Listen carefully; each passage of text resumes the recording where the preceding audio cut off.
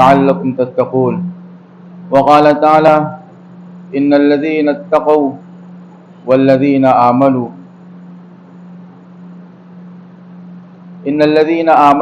وعملوا الصالحات كانت لهم جنات الفردوس نزلا صدق اللہ العظیم۔ محترم بزرگوں، دینی اور ایمانی بھائیوں، اللہ رب العزت والجلال کا فضل ہے کہ اس نے ہمیں اس مبارک مہینے کی برکتوں سے مالا مال فرمایا اور اس مہینے کے آخری جمعے تک پہنچا دیا۔ آج اس مبارک مہینے کا آخری جمعہ، رمضان المبارک کا آخری جمعہ ہے۔ اب آئندہ سال ہی رمضان المبارک میں جمعہ ہمیں نصیب ہوگا۔ آئندہ سال رمضان آئے گا اور رمضان میں جمعے بھی آئیں گے اور آخری بھی جمعہ آئے گا۔ ہم رہیں گے یا نہیں رہیں گے اس کی کوئی گارنٹی نہیں۔ آپ ہوں گے یا نہیں ہوں گے اس ماہ مبارک میں اس کی کوئی گارنٹی نہیں، لیکن اتنا طے ہے کہ اگلے سال رمضان ضرور آئے گا۔ رمضان کا آنا طے ہے، ہمارا رمضان میں ہونا، آپ کا ہونا یہ طے نہیں ہے۔ اسی لیے اللہ کے پیغمبر صلی اللہ علیہ وسلم نے ارشاد فرمایا کہ جب تم نماز پڑھو تو اس کو اپنی زندگی کی آخری نماز سمجھو۔ جب آخری نماز سمجھ کے پڑھو گے تو تم نماز میں دل لگا کر پڑھو گے، اور آدمی جب ہاتھ اٹھاتا ہے تو اس کا مطلب یہی ہے کہ ہم نے سب کچھ پیچھے چھوڑ دیا اور اللہ کی طرف ہاتھ اٹھا دیا کہ اے مالک اب تو ہے اور میں ہوں۔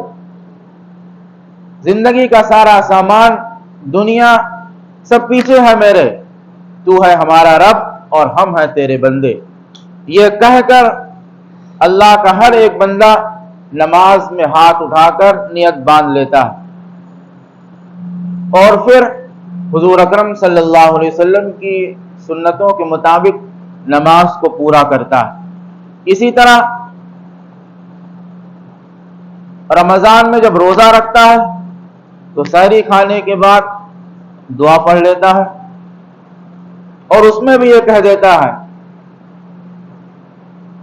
کہ اے اللہ ہم نے تیرے لیے روزہ رکھا، اور پھر جب روزہ کھولتا ہے تو پھر دعا پڑھتا ہے کہ اللہ میں نے تیرے لیے روزہ رکھا اور تجھ ہی پر بھروسہ کیا اور تیرے ہی دیے ہوئے رزق سے افطار کر رہا ہوں۔ یہ بندہ اپنی زبان سے بھی کہتا ہے اور اپنے دل سے بھی کہتا ہے۔ اگر یہ کہنے میں، یہ کرنے میں ہماری نیت خالص نہ ہو تو پھر ہماری نماز بھی قبول نہیں ہوگی اور ہمارا روزہ بھی قبول نہیں ہوگا۔ نماز بھی دین کا ایک اہم رکن ہے، بنیادی رکن ہے۔ روزہ بھی اسلام کا بنیادی رکن ہے، اور پھر زکوٰۃ بھی اسلام کا ایک بنیادی اور اہم رکن ہے۔ یہ تینوں چیزیں آپس میں ملی ہوئی ہیں، نماز بھی بنیادی رکن، روزہ بھی بنیادی رکن اور زکوٰۃ بھی بنیادی رکن۔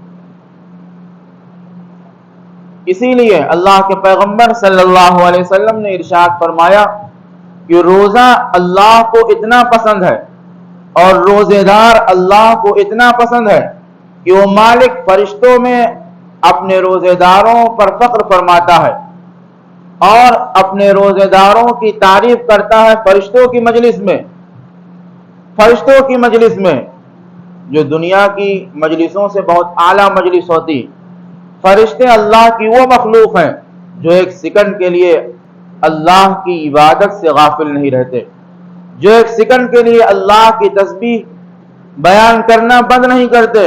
یہ تو ہم آپ ہیں جن کے بارے میں قرآن یہ کہہ رہا ہے وَمَا خَلَقْتُ الْجِنَّ وَالْإِنسَ إِلَّا لِيَعْبُدُونَ، کہ ہم نے انسانوں اور جناتوں کو محض، اللہ فرماتا ہے، اپنی عبادت کے لیے پیدا کیا، لیکن یہ انسان اللہ کی عبادت نہیں کرتا، یہ جنات اللہ کی عبادت نہیں کرتے۔ اللہ کی عبادت ہر وہ عمل ہے جو رسول اللہ صلی اللہ علیہ وسلم کر کے دکھا گئے۔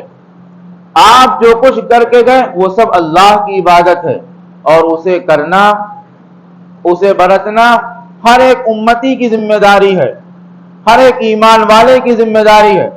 اگر وہ وہ عمل جو رسولullah صلی اللہ علیہ وسلم کر گئے اگر اس کو برتتا نہیں ہے، اس کو کرتا نہیں ہے، تو وہ اللہ کے ہاں پکڑا جائے گا، وہ اللہ کے ہاں مجرم ٹھہرے گا۔ اللہ نے اتنا مبارک مہینہ میں عطا فرمایا اور فرمایا کہ اس مہینے میں ایک دن کا روزہ اتنا عالی ہے اور اتنا زیادہ اجر کا مستحق ہے کہ آدمی اگر اس کو چھوڑ دے اور پھر اپنی پوری زندگی روزہ رکھتا رہے تو اس ایک روزے کا مقابلہ نہیں کر سکتا۔ اس ایک روزہ رکھنے میں اللہ جتنا خوش ہوتا ہے اور جتنا اجر عطا فرماتا ہے، پوری زندگی اگر کوئی روزہ رکھ لے تب بھی وہ اجر اس کو نہیں مل سکتا۔ اور اللہ کے پیغمبر صلی اللہ علیہ وسلم نے ارشاد فرمایا کہ اللہ فرماتا ہے الصوم لی وانا اجزی بہ، کہ روزہ میرا بندہ میرے لیے رکھتا ہے اور میں خود اس کا بدلہ دوں گا۔ آدمی بہت سے اعمال لے کے اللہ کے ہاں جائے گا تو ہر ایک عمل کا بدلہ اللہ خود اپنے ہاتھ سے بندے کو نہیں دے گا، بلکہ فرشتے متعین ہے، کوئی نماز کا روزہ دے گا، کوئی صدقات کا روزہ دے گا، کوئی خیرات کا بدلہ دے گا، لیکن جب روزے کی باری آئے گی تو اللہ خود بدلہ دے گا، اور اللہ کیا بدلہ دے گا اللہ ہی جانتا ہے۔ تبھی یہ کہا گیا کہ الصوم لی وانا اجزی بہ، کہ اللہ فرماتا ہے روزہ میرے ہی رکھا ہوں، میں خود اس کا بدلہ ہوں۔ اس حدیث کو علماء نے دو طریقے سے پڑھا، الصوم لی وانا اجزی بہ اور الصوم لی وانا اجزی بہ، کہ اللہ بدلہ دے گا اور کبھی اللہ ہی اس کا بدلہ ہے۔ اور جب اللہ روزے کا بدلہ بن جائے تو ہر ایک چیز ہماری ہو گئی، ہر ایک چیز ہماری ہو گئی، اس لیے کہ پوری کائنات میں، پوری دنیا میں جو بھی چیز ہے وہ سب اللہ کی ہے، وہ سب اللہ کی ہے۔ اسی طرح ایک بڑھیا کا واقعہ ہے نا، بہت اللہ والی بڑھیا تھی، اس کا جب انتقال ہونے لگا تو فرشتوں نے اسے جنت دکھائی، لیکن اس نے اس جنت میں اپنے رب کا دیدار نہیں دیکھا، اپنے رب کو نہیں دیکھا، اس نے منہ پھیر لیا۔ پوچھا فرشتوں نے تم کو جنت سے پیار نہیں ہے، تم کو جنت نہیں چاہیے؟ تو اس بڑھیا نے کہا جس جنت میں میرا رب نہ ہو اس جنت کو لے کے ہم کیا کریں گے، ہم کو تو ہمارا رب چاہیے، ہم کو تو ہمارا رب چاہیے، اور جب ہم کو ہمارا رب مل جائے گا تو جنت پھر ہماری پکی ہے، اس لیے کہ جنت تو ہمارے رب کی ہے۔ میں نے آیت پڑھی ہے، اللہ فرماتا ہے یا ایھا الذین آمنوا کتب علیکم الصیام کما کتب علی الذین من قبلکم لعلکم تتقون، کہ اللہ فرماتا ہے ایمان والو تمہارے اوپر روزے فرض کیے گئے ہیں جس طرح تم سے پہلے لوگوں پر روزے فرض کیے گئے تھے۔ تم سے پہلی جو امتیں آئیں ان پر بھی روزے فرض کیے گئے، اور تم سے پہلے جو آدمی تمہاری امت سے دنیا سے گزر گئے ان پر بھی روزے فرض کیے گئے، دونوں طرح بتایا، امتوں پر بھی روزے فرض کیے گئے اور پھر اللہ کے آخری پیغمبر کی امتوں پر بھی روزے فرض کیے گئے، تم پر بھی اور تم سے پہلے جو گزر گئے ان پر بھی روزے فرض کیے گئے تھے۔ روزوں کی فرضیت کا مقصد یہ ہے کہ لعلکم تتقون، تم اللہ سے ڈرنے والے بن جاؤ، تم اللہ کا لحاظ کرنے والے بن جاؤ، اللہ کا خوف کرنے والے بن جاؤ، پرہیزگار بن جاؤ، متقی بن جاؤ۔ یہ روزوں کا مقصد ہے۔ روزوں کا مقصد کیا ہے؟ کہ آدمی اللہ سے ڈرنے والا بن جائے۔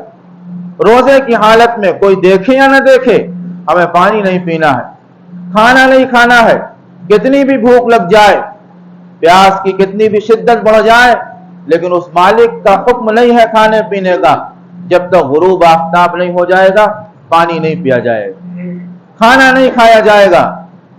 یہ عادت پڑ جائے، اسی سے اللہ کا ڈر پیدا ہوتا ہے، اسی عادت سے اللہ کا تقوی پیدا ہوتا ہے۔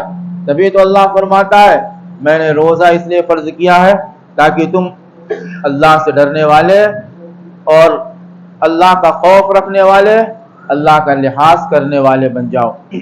اگر تم اللہ سے ڈرنے والے اور اللہ کا خوف رکھنے والے بن جاؤ گے تو پھر دنیا کی کوئی طاقت تمہیں ڈرا نہیں پائے گی، پھر دنیا کی کوئی طاقت تمہیں ڈرا نہیں پائے گی، لیکن شرط یہ ہے کہ تم اپنے رب سے ڈرنے والے بن جاؤ، تم اپنے رب سے ڈرنے والے بن جاؤ۔ تم جب گناہ کی طرف بڑھو تو تمہیں خوف آ جائے کہ میرا رب مجھے دیکھ رہا ہے۔